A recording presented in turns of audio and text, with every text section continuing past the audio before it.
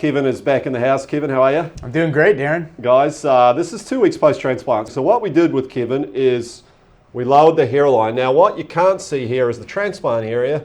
Reason being is that he is wearing his hair to mask where we actually transplanted. So those of you that are self-conscious about it post-procedure, Kevin's case, obviously he's not just on the radio, he's also on television. So we're coming really close here.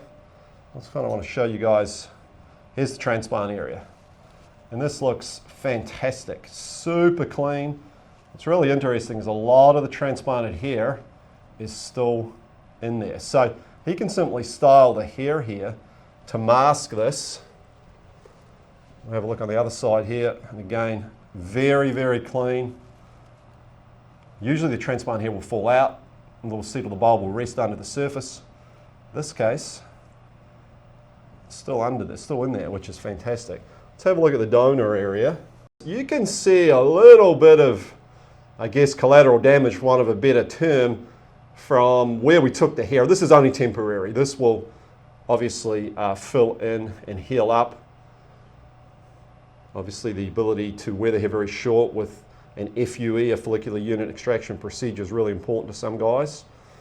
In Kevin's case, because it was a frontal hairline procedure, this was a really good option.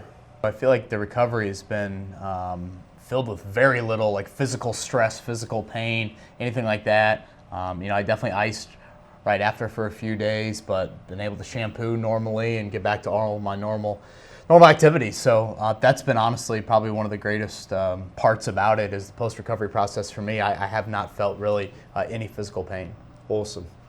Kevin's doing some laser treatments, which is expediting the recovery significantly. We're going to have him starting some Rogaine once we hit about 3 weeks post-transplant, and we'll continue to follow up.